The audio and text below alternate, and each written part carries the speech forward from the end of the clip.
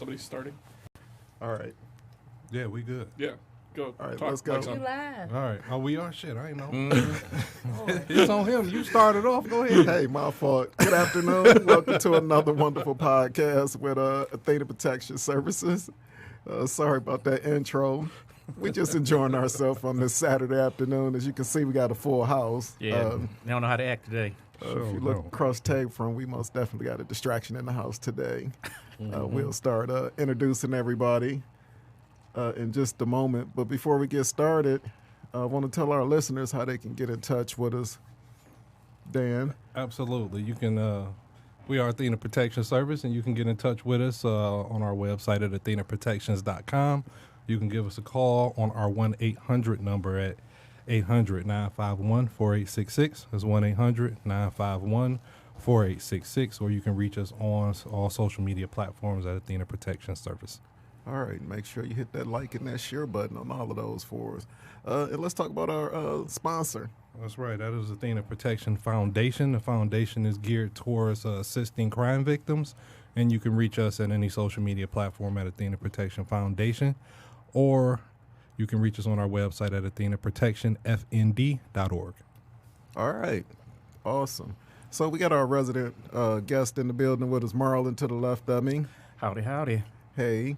And then we got a couple of, got a returning guest, and we got a new guest in the building tonight. But before we introduce them, I introduce myself again, Carl, part of Athena Protection.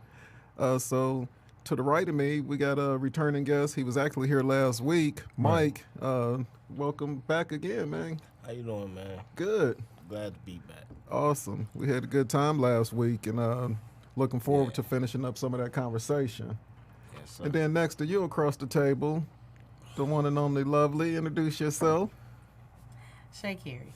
Shay Carey. There's so much more to her than that. Don't let her fool you, guys. Don't let her fool you. Here we go. Right. So, as my man Uncle Murder say, what y'all want to talk about today? All right. So we're going to get started. What we're going to do is kind of continue off of what we was doing last week. So I'm going to do a quick recap, and Mike, you interject if I get any of this wrong. Okay. So we talked to Mike. He was in prison for a tremendously long period of time for his first offense. So we started off, childhood was rough, which he described a laundry list of victimizations. During his childhood, shot, had several fights, helping his brother deal with older people. Parents became addicted to crack in the mid-1980s, ended up in foster care and group homes. Education was limited to middle school. He ended up having a baby at the age of 17, arrested for his first offense at 18, ended up sentenced to 20 years in prison for that first offense. Talked about his initial entry into the county jail where he lost his first 8 fights because he was a small guy, around 130 pounds, being picked on when he initially got in there. Then he was transferred to prison, pretty much isolated. And then from there, he went on to different things about the system being flawed. So to continue on, what I wanted to know was, and we're going to just jump right into it, what were those first nights in prison like for you? What was going through your mind? What emotions did you have?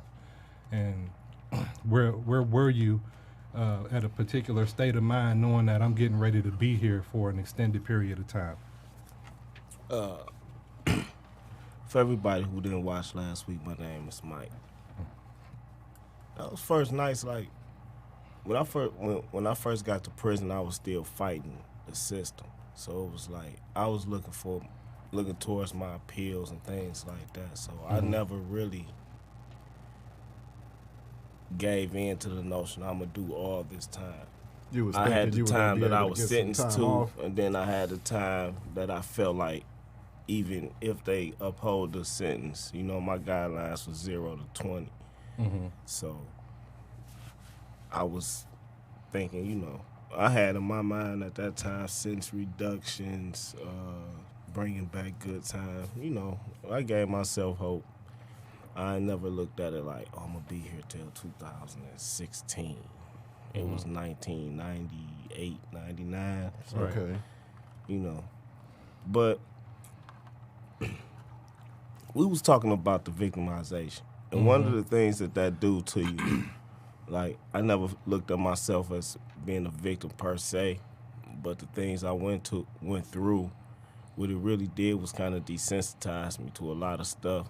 So it was like, I wasn't sad, I wasn't depressed, and those things, because those emotions just was not useful. Mm-hmm. You know, it wouldn't have got me nowhere. It was more like full steam ahead with me. It is what it is. I was trying to get out. So, the whole time? Yeah. You had that like, faith. Let me get to this law library, you know. Mm-hmm. So, yeah. Let me ask you a quick question. When you say you went to the law bureau, you started studying the law yourself? Yeah, I started doing that in the county jail. I was in the county jail almost 2 years. I was in the law library the whole time. Okay. Because, you know, like I said, I was the youngest person on my case, and my 2 co-defendants, you know, even though one came to the county after me, the knowledge was passed down to get to this library, look up your own case. You got to fight for yourself. Absolutely. Because, you know, you got a court appointed. Right. We talked about that a little bit last week. Right. Well, hell, even some of these lawyers you pay for ain't about nothing. I mean, you know, like, in the kind of case I had, if anything that's like robbery, homicide, a real lawyer, they charge by the hour, you're not going to get one for $5,000, $10,000, or $15,000. So getting a real good defense out of a lawyer in my situation would have costed way too much money. So it was my fight. So, yeah. Okay. So all right, I'm going to go to next here. You talked about the system being flawed, where the process is supposed to serve blind justice. But you said that they didn't look at you at all. They didn't take a look at anything about you and consider that when they gave you your sentence. Yeah. Well, now, you can't get a judge to agree to that. But before you jump into that, I looked at a couple things that I wanted to point out. How many of y'all remember Brock Turner from, what was this? He was at a college in California, rape case. He got caught raping a girl outside. Who was team guy? How long ago was this? This was a couple years ago, 2017 maybe. Caught raping a girl, Stanford University. He was on the swim team. Okay, I heard a little bit about that. The judge gave him a 6-month sentence for that charge. Right. Because he had a promising future. That's a judge looking at the guy's history, looking at his future, and then giving him a life sentence. The judge ultimately, I mean, that particular case, you don't give somebody 6 months in jail. That judge ended up getting recalled by the people, and then they ended up changing the laws. Great. In another situation in Tennessee, a guy named Ethan Couch, 16, ended up killing, I think, what was this, drunk driving, killed 4 people, injured 2 other people. But his defense attorney argued that he was too rich to have a sense of the consequences of what he was doing. I remember that one. And he ended up getting some light time. What was the terminology they used for that? Affluenza. Yeah. I remember that. Yeah. I thought that was another one of those viruses. Right. Yeah. Influenza. So his privilege, he didn't have knowledge of his behavior or his concept of right or wrong. Right. He didn't have a concept of. So he murdered 4 people, injured 2 people, and got 10 years probation. Drinking and driving, wasn't it? Yeah. So to say, us sitting here to say that they don't consider your past or your life is complete bullshit, because they do it. We've seen them do it before. Mm-hmm. But then why were you not considered? That static is probably somebody's phone too close to a microphone cable.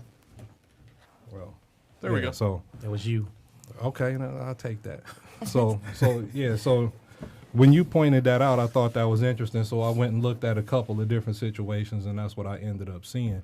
That judges can and will sometimes consider the person's history, the situation that they're in, and whatever they've been going through, and base the sentencing off of that. But that didn't really happen with you, and they ended up giving you the most time that they could possibly give you. Yeah. And even in thinking of politics today, we can look at Roger Stone, who was guilty of several federal crimes, who was suggested that he get something, and then we don't know what the judge going to do yet, but you know, you got obvious. The justice system intervening on his case. So that's just, I thought that was interesting when we was talking to you about that. Well, that's like, if you want to look at it, you can kind of say that that's another form of victimization, but it's mental. It's just another way that you mentally show young black males they value when it comes to the system. Because the day I got sentenced, it was this little white kid. He had robbed a bar, actually fired the gun in the bar, shot the mirror out, bar full of people. And he got like 5 years. I went in there right behind him and got 17 to 30. Now, let me ask you a question. I don't know if you, if we talked about last week, or without even going into details, just in comparison, was any weapons fired?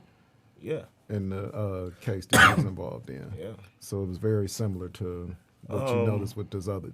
Yes. Gentleman. Somebody actually got shot in my case in the ass, buttocks. Okay. So. Yeah. Not to make light of it, I'm sorry. No, I mean, it happened. Like I told you last week, it was violent. Exactly. It's not like I had the kind of case that I should have went home. Right. Once and you they went in found me guilty, that.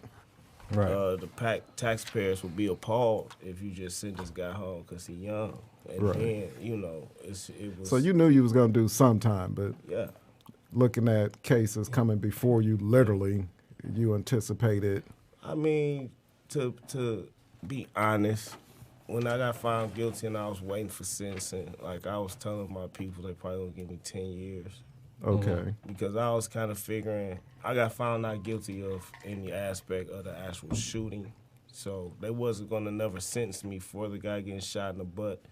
But since it was part of the crime, it still would be considered in the sentencing guidelines. Okay. So due to that aspect, I was figuring like 10 years was like your ceiling. The most. Yeah. You was looking at that as the because my ceiling. guidelines are 0 to 20, but the 2 flat for the firearm, it's just what it is. It's 24 months. So I'm absolutely. Like, they might give me 10 plus 2 or 8 plus 2 or something like that. Okay. But you know, that ain't happening. Right. But yeah, like I said, if you look at like me being a victim, I never played that role. Understand. You know, I've watched my mama get robbed. I've watched and seen and been around, like, when I was a kid, other little kids getting shot. And I'm talking about, like, little babies just at the store, shot with 12 gauges in the face. All this do is desensitize you. When they give this dude 5 years and they give you 17 years, you go to prison with the thought, like, I'm just not really worth shit. You know what I'm saying? This is what it does. It makes you, like, people always say, I don't give a fuck, I don't give a fuck. It make you. A lot of stuff you go through, even if it's not like you're not a victim, so to speak, to where you having night flashes and flashbacks and you waking up, you're not that type of victim. You're not going to cry or shed a tear. But you're a victim when it comes to your ideal of how you see yourself because you're still young and impressionable. Your mind's still developing. You still don't know who or what you are. Right. So when the system and all these other institutions and people and educated judges, lawyers, if everybody telling you ain't shit, what you gonna think? Then you look at what you went through with your own parents and your living situation and your family. Because in our community, in capitalist societies, period, your assets and money is more important than your little cousins and stuff. Absolutely. So you're not gonna sacrifice nothing. So how did you actually feel? What was your feeling towards yourself? My feelings towards myself was like, I just had to make it. But was it a point you felt like, man, I ain't shit? Where am I going? Because what you're telling me is, or what I'm hearing, I was abandoned at every point in my life. Period. You know, when I was little, my mother was on drugs. My father was on drugs. They had me out on the street. nobody took me in. I ended up in foster care. You know what I'm saying? Then you like, I'm out here fending for myself. I know for a fact that you had to make it going fishing or shoveling snow, cutting grass, doing all the things that I remember you showing me how to do. Yeah. And then you out here on your own. So, and even in going to prison and you with your brother who can't even help protect you and you dealing with things that you're not necessarily used to dealing with, where did that sense of abandonment put you at mentally? Where you like, I'm by myself and I got to fight my way out of this. Like, what was you feeling like? It was more like it was a survival. It was just I gotta make it out. And then you know, I wasn't sentenced to natural life. And like I said, I was never like viewing myself as a victim. And I wasn't about to start being there in the prison. Right. You know. So I actually had to sit back and think about it. And I feel like the whole circumstances surrounding that situation, what it did to me was like, it made me lose feeling even more. Okay. So, you know, they got a saying in prison, life cheap. That's what they do to you. Right. You make it feel like it's not really worth much. Like, life is cheap. $100 to get this dude whacked. You know what I'm saying? That's the price. And then if you in that cycle, whether you the one getting whacked or doing the whacker, the value of your life is $100. Because if you take the $100 or somebody is paying $100, this is the value of you and your life. This is what you're worth. So to society, I mean, it's like, that's pretty much what they tell you. Right. And then it's like, I guess, mentally, it would take a minute for me to break down that type of stuff.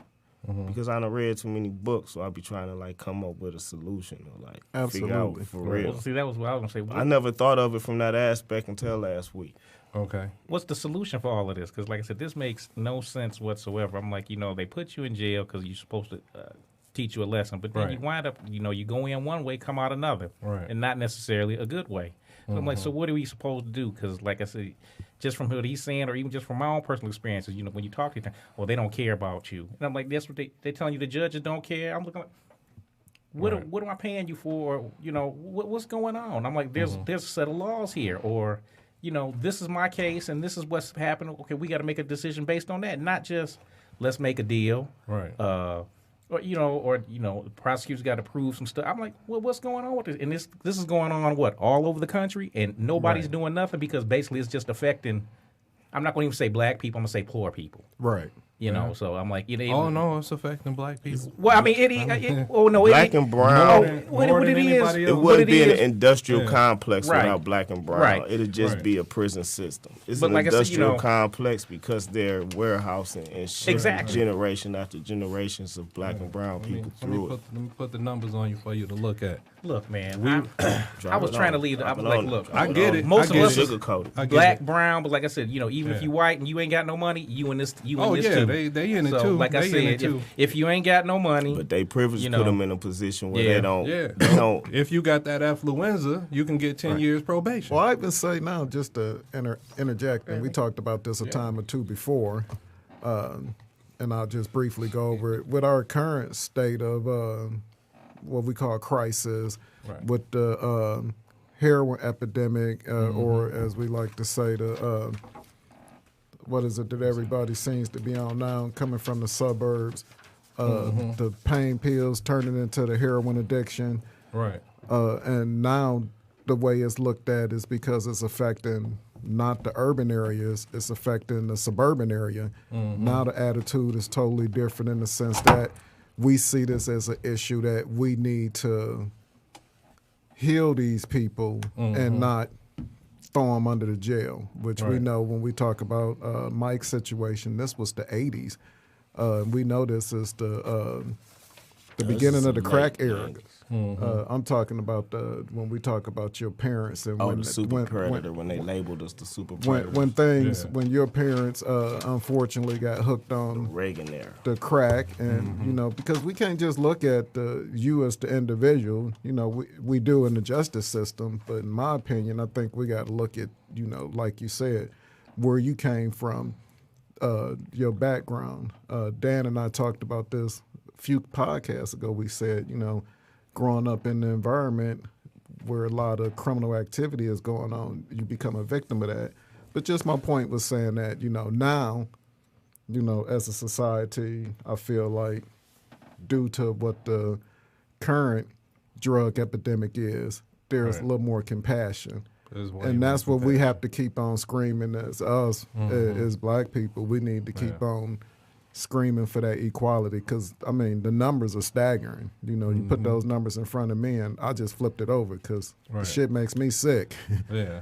So again, I had to get on my soapbox once an episode. That's cool. Hey, that's but cool. We talking about a serious situation in Michigan. Right. Not like this is all over the country. We got a $1.2 billion budget to lock people up here, and that's an issue. But lock them up and not educate them. Yeah, but then again, like he said, there's you spending $1.2 billion, but there's no trades, there's no college and prison. Complete communities that thrive off the prison system, period. So, but then, what they doing for the prisoners, where all this money going? Exactly. And we looked at it as $30,000 a year to house each prisoner. And that's a ton of money.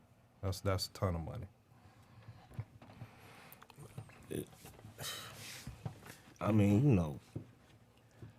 But like I said, I'm like, how many people know about this? And I'm like, it's a lot. And I'm like, again, what are we going to do about it?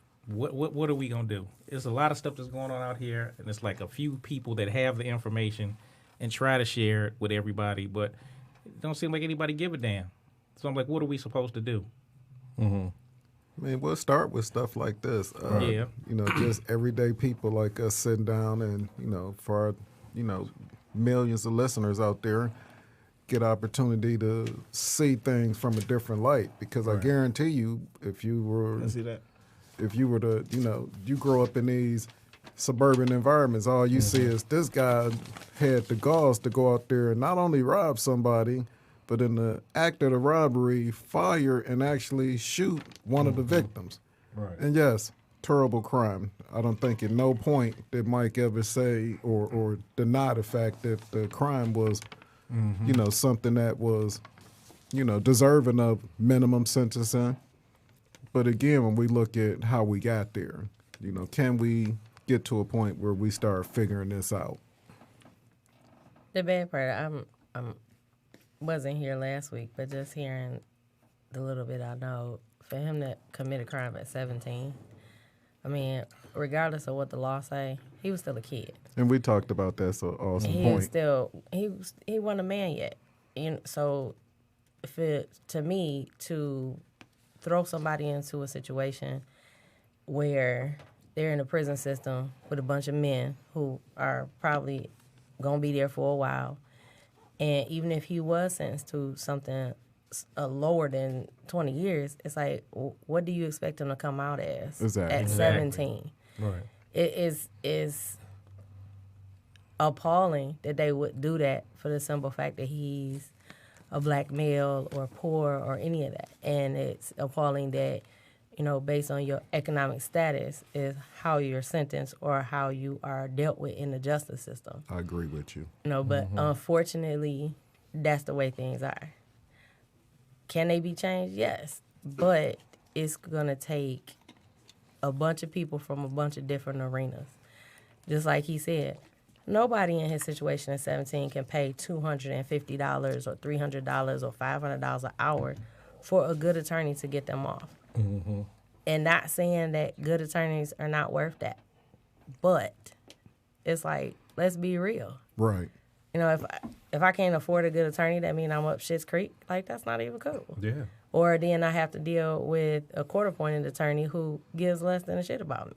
They're going to get a check regardless. Right. We talked about that last week. What you say? Mike, I think you mentioned the best attorney that money can't buy. Right. We said there's nothing for court appointed to have, upwards of, if I'm not mistaken, 60 to 70 cases. Yeah. So how are they supposed to Every know? day that lawyer is in a courtroom 3 to 4 times a day in the morning with 3 or 4 different dudes in various states of pretrial. And to even believe that this lawyer, court-appointed lawyer, no matter what their intentions is or whatever, have the time of day to pay attention to all these cases. Now, these cases carry life. These is not, they didn't go and steal some bread. These dudes fighting for their life, and you putting them in a case file with a bunch of other people, and your lawyer probably don't know your middle name. But this been your lawyer for 12 or 13 months. Wow. 14 months. They don't have enough time to shepherdize every case within your parameter of the motion you are filing that day. They don't have enough time to see if an independent investigator or analyst is due or necessary to go through the evidence in your case. Right. They don't have enough time to see if it's to call a psychologist in for your sentencing and tell the judge, explain to the judge why your upbringing had put you in a mental situation where you wasn't seeing, or like they said, the one dude had influenza. What have you been so poor and so not taken care of by your parents that you just grew a wild like a weed? So you don't have the same thing. It's not from privilege. It's from the lack of guidance. You don't have the same understanding the concept of right or wrong as the influenza dude. Yours is just because you was raised wrong. Right, and you talked about something, and I didn't realize this last week. We was kind of going through the timeline, and Dan, you talked about a little bit at the intro here. We forgetting, too, had a baby at 17. Right. Not a year later, just turning 18. Why wasn't those things, considered and talked about? Right. Part of why obviously I know because I understand and I've been there and I've had close relatives other than yourself that went through the same thing at a young age. You, as a male, you have a kid, and what do we teach and try to preach to our young males all the way when they're 5 and 6 years old? We tell them, you got to learn how to be a man. Right. So you out here trying to be a man because that's what you're supposed to do. And you got a baby. First of all, 17, which all of us can, if you don't know somebody, you've heard of, teenagers having babies. I think they even made a TV show for one of the stations. I won't get credit for it this time, but, just, talk a little bit about that, not to switch gears, but just where your mind was at after having that baby. Well, that goes into, when you talk about the sense of guidelines, looking at the offense and the offender. Me as the offender in the circumstances, I was, like she said, I wasn't a man yet. And we said the same thing last talked about week. it. We That sure your did. son, even though he's of age, he's an adult male, he's not a man yet mentally. I was attempting to provide for my girl and my son. Absolutely. And the other people that was in my household, if I can, with a 7th grade education. Right. In an environment where if you wasn't selling crack, that was a time when crack was really selling, so it's money everywhere. So I'm faced, our youth, even today, they're faced with a lot of responsibilities because their age say they're grown. Their knowledge and understanding of life, economics, and things like that say you still a boy. But when if they make the wrong mistake, the absolute wrong mistake, and they can be drinking and driving. If you make the wrong mistake and something outside of your control happens as a result of your choices, your immature choices, the judges is not going to say, well, they don't look at the fact that he was trying to provide. Like, my son slept in the same bed with me every day until I left the street. So it was never a situation where I was not providing for my son what I could with my limited resources and knowledge. Absolutely. So that absolutely plays a part in every decision I made as far as when it comes to getting money back then, because I took my money home. Right. You know, so yes, but did the judge ever consider that? I doubt it. Right. No, mind you, that should have been a major consideration for the simple fact of, old boy with influenza. Okay, yeah, you grew up in a household with a bunch of money. And just like I normally say, some, not all, but you grew up in a house of money where you was probably catered to hand and foot. Right. Then you had the other side of the spectrum, which would be him. He's out here with a 7th grade education. How you expect somebody with a 7th grade education to make a adult decision, and they're not an adult? They don't even have the education at the age that they are that they should have. You know, the environment that they live in is not sustainable or encouraging for someone to use what we would call common sense, which ain't common. Exactly. It's like you looking at the wrong things with because you got money. If you are the less fortunate, I think that those are the aspects that need to be looked upon, because, I mean, if you got to choose between robbing a store or robbing somebody and feeding your family versus, okay, I've been out here trying to get a job. I can't. I'm 17. Who gonna hire me? I have no experience. Middle school education. Have no education. Like, which direction do you turn then? And right. it's like, okay, at that junction, the decision to put him in jail for 20 years didn't answer the problem. Absolutely. Like, that literally just multiplied it. Because now he has a son out here who don't see him in the capacity that he should. Absolutely. For 20 years. But then now the cycle would perpetually still happen. Like, who's to say that his son would make the same decision based on the environment that he's in, based on where they put him at? Because, I mean, I would hope and pray that if he had 2 years, let's say that, and he came back out, his son is 2 years old, still old enough, small enough where he can redirect him and guide him. Life. Yeah, and help him not make the same mistakes. That would have been more dynamic in changing his impact on society, his son's impact on society, the constant repetitive cycle of, oh, well, okay, I ended up in jail. I had a baby before I went to jail. My baby don't never see me, or somebody else raise him. Any of that. Like, that, they could have totally changed his life and his kid's life. But instead, he was sentenced to, and I don't know the whole, circumference of the 17 situation. to 30. But it's like, dude.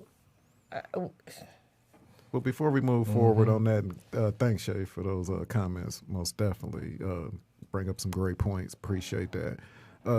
For anybody that just joined us today, Dan, tell them how they can get in touch with us.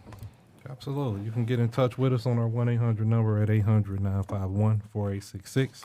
That's 1-800-951-4866. Or you can reach us on any social media platform at Athena Protection Service or on our website at athenaprotections.com. And on those social media sites, make sure you're hitting that like button and that share button. Thank you. Absolutely. So again, talking to Mike, part 2 of the conversation that started last week.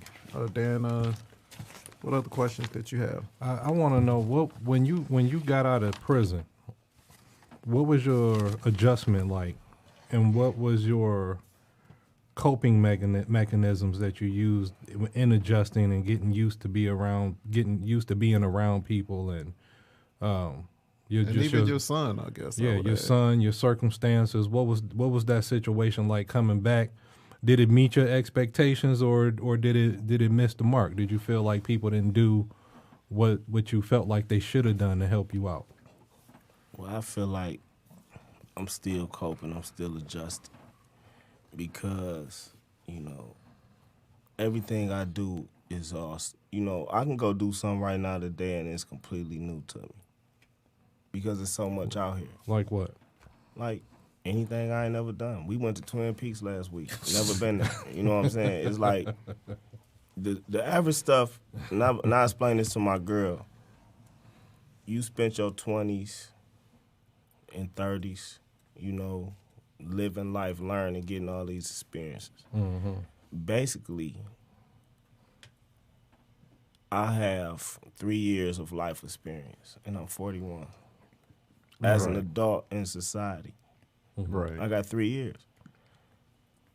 You know, I worked a lot, especially my first 2 years before I injured my neck. I worked a lot, so I wasn't doing nothing. I wasn't experiencing nothing. So I'm still adjusting. I'm still coping.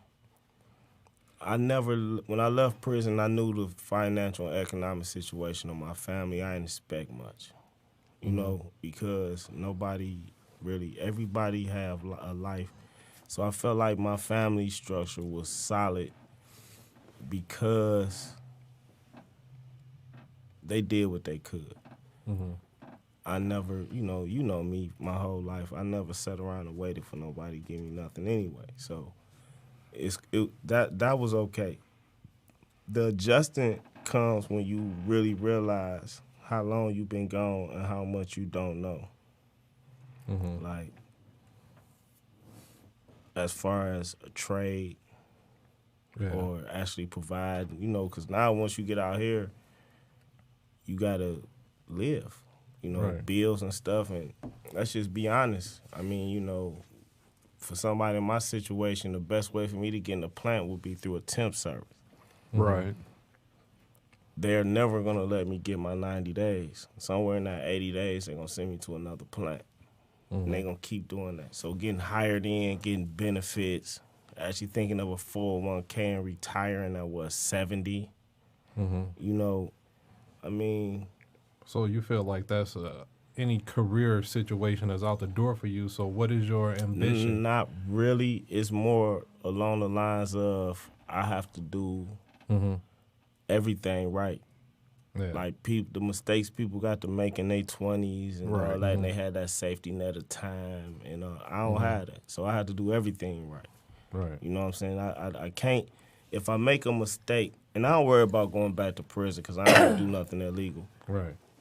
But if I make a mistake, I end up homeless. If I make a mistake, you know, I end up going back to prison because that's definitely an option for the wrong mistake. But it's just like a setback to me really hurt because, for one, I got a job and not a career, you know. Due to the living situation and things like that. I mean, people say, well, just go to school and get that. Yeah, but I'm going to be homeless. You know, I can't afford to go to school. I have to work full time. I have to try to get me a 55-hour week. You know what I'm saying? I got to try to get overtime because I left prison with nothing. I still have nothing as far as when I compare myself to the other 41 or 40-year-olds, I have nothing. I'm more like a 20-year-old, 21-year-old right now, you know. I tell you, my brother, you got a first of all, a great attitude towards where you at right now in life. And I'll tell you also that you have a desire. You said something, I don't know if you guys caught that. You said, I'm not going back to prison. Even though you said the situations can put you in a place where you feel like you have to do that. But I truly, and you said that last week too, I don't know if you noticed.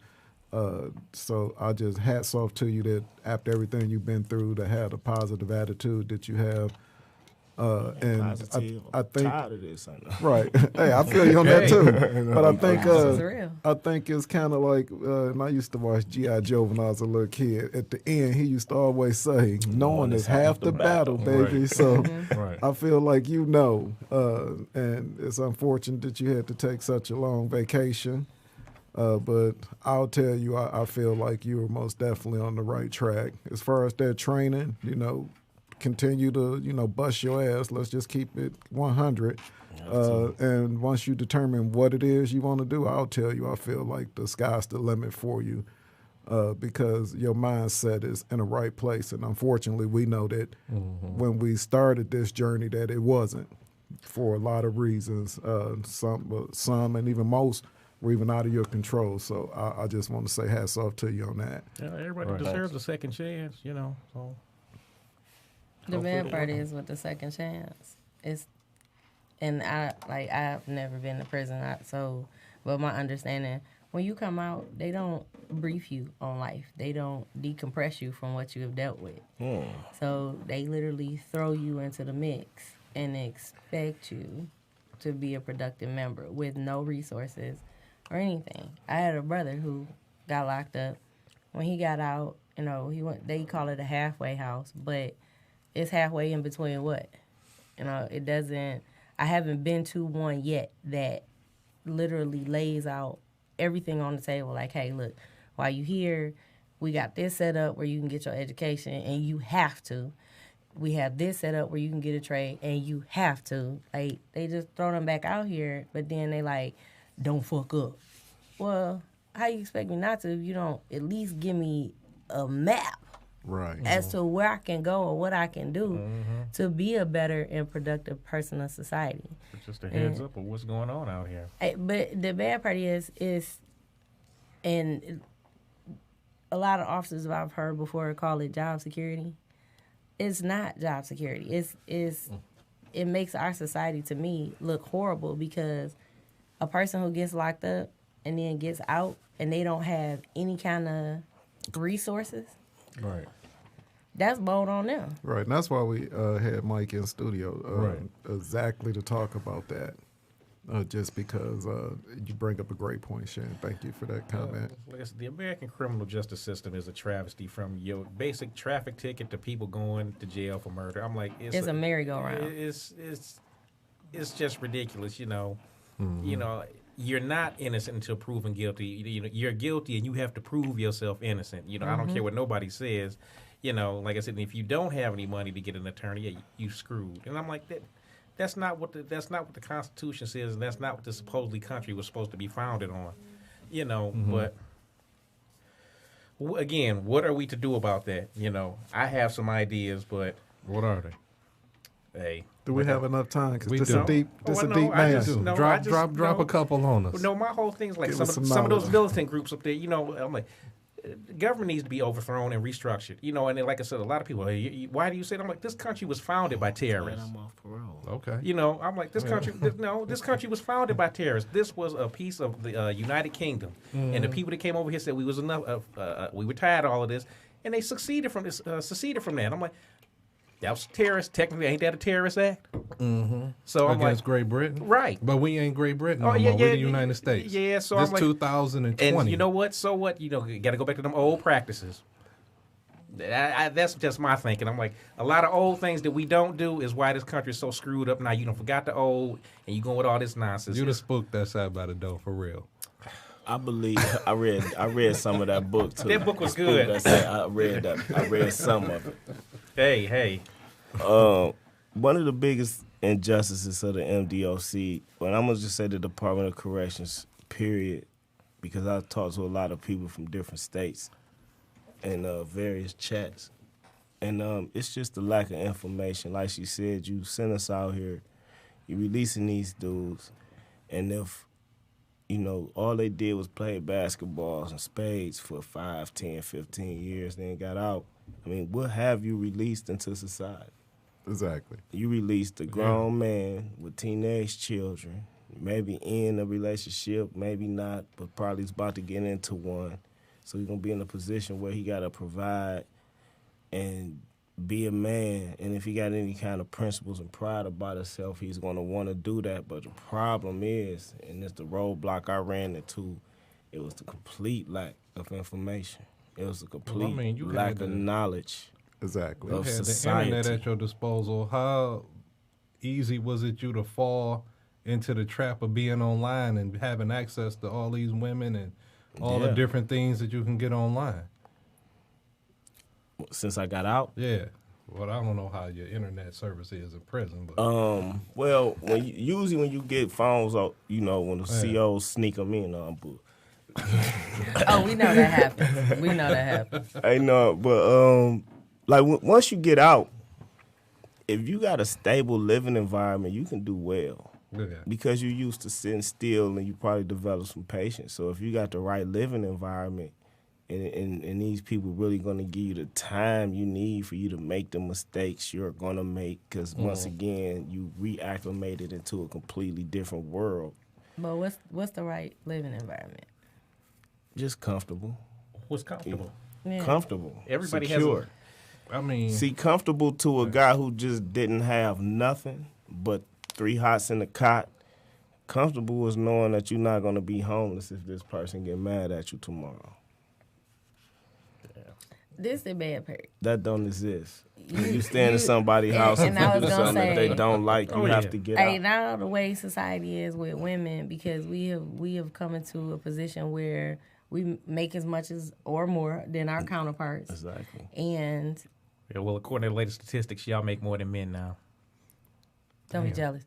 But but at the same time, even with that, does a woman who's making 40 plus a year, even if that's your baby daddy, y'all been like that since day one, he get locked up, oh, I got your back, I'm by you, I love you, and you get out, she dealing with the pressures of her job, the kids, paying the bills, making sure there's food on the table, trying to keep herself from looking like an Oompa Loompa. It's like she has all of that on her, and then, no pun intended, well, it don't apply to you, but no pun intended to anyone else, you have another kid who walks into your house who needs pretty 40. Much your attention. You gonna have to be that person that pushes him to, okay, you gonna have to help put something on the table. You gonna have to get a job. You gonna have to help with the kids. Well, if it's just like you said, somebody who's been sitting down and they can be patient, okay, well, where do we direct that patience? And at the same time, keep the patience with ourselves. Like, I got this grown motherfucker in my house. The patience is going to come into, like, the best thing a sister could do is, make him work. Don't let him sit around and do nothing, but you got to understand he's not going to make the kind of money you making. He's probably not going to make enough money to really be a real difference when it comes to the bills. But push him to get that education that he don't have. Like, tell him go do HVAC. See, that's what I say. See, the lack of information, like, you got trades out here that don't take that long to get, 90 days, 6 months, some welded degrees and certificates, so push them to get some information, because when I say information, I mean the education. Is like, you can't make no money without a trade, without some paper. Some kind of degree, some kind of certificate, something. You need some paperwork. It don't matter if it's serve safe. And you OSHA certified to be the manager at Wendy's. It don't matter, but you need some kind of paper. What we run into when we get out here is life move like this, and don't no woman have no time to be watching you do your online courses, because it's about to be school, about to let back in, and these kids need shoes and winter boots and coats and school clothes, uniforms. Your daughter, she in soccer and basketball. Your son is in football, so they done grew over the summer. They need all the uniforms for sports and school. Like, all this stuff is really there, and it's like, if he putting in them 70 hours a week, and he bringing in that nice check with that time and a half, the only reason it's nice, you know what I'm saying? People fall in love with them checks. Yeah. But the thing is, this is a job. It's not a career. So when this job ends, he still don't know nothing. So where you at right now? What's your focus and what's your ambition and your goals to get accomplished to achieve what it is you're looking to achieve? I like driving the trucks, so I just got to get this surgery on my spine to see if I'm going to still be able to do that. If I can't do that, then, like, my end game, my retirement plan always been to give me 10 or 15 rental properties. Okay. So it was like a 15-year plan. When I was in prison, I had a 15-year. I had 5, 10, 15-year plans. I never really thought I was going to get out in 2 or 3 years and boom, I'm straight, because I wasn't doing nothing illegal. I wasn't delusional. Like, I was lucky that my family at least kept me grounded enough to know it's not going to be easy when you get out here. So, my end game is to hopefully I can get back in this truck. If I can get back on them trucks, I can buy me a property or two every year. Kind of, you know what I'm saying? And within 10 years, 10 years, right, you got what you need. You know, yeah. That's my plan. I just bought a house. I have a house. Congratulations. To live in. So now I gotta, you know what I'm saying? But like I told, I just treated for bed bugs and stuff. I ain't even moved in it yet. Right. But and not to interrupt you here, because a great topic once again. Love having you on the show. Most definitely appreciate getting an opportunity to look at things from so many different aspects as well. Shay coming in and giving her insight. We most definitely going to have you back on, because I think we can do a whole show on talking about that aspect. You know, how do you move in a relationship when your significant other, i.e. the female of the house, is making more money? How do we maintain those situations? I think that'd be a great topic. And Monique say, "Who make the money make the rules." Right. So, which Monique? My Monique? No, we ain't about to start about your girl. That. We ain't about to start no but fight. Unfortunately, guys, right. We'll do that off camera. We got to the end of another show here with Athena Protection.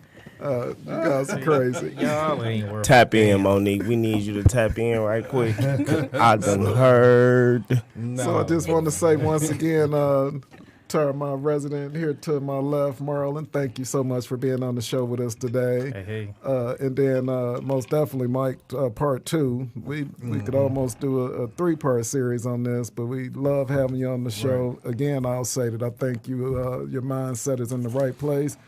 I think you are going in the right direction, and I feel like, man, you know, the sky's the limit for you. Keep pushing, and like G.I. Joe said, knowing is half the battle. Right. Dan, once again, for bringing us together. Let's give our listeners one last quick shout out not a shout out, but tell them how they can get in touch with us. You can always get in touch with us on our website at athenaprotections.com. You can give us a call at 800-951-4866. That's 1-800-951-4866, where you can reach us on any social media platform at Athena Protection Service. All right, and make sure you're hitting those like buttons and sharing those. And we also want to shout out Podcast Detroit for having us. Absolutely. Thank you very much. So much more we'll talk about, but we'll have to see you guys next week. Or I'm sorry, we're going to have to take a break next week. We'll be back in 2 weeks. All right. But hey, thanks again, everybody. All right. Pay them bills. Mm-hmm.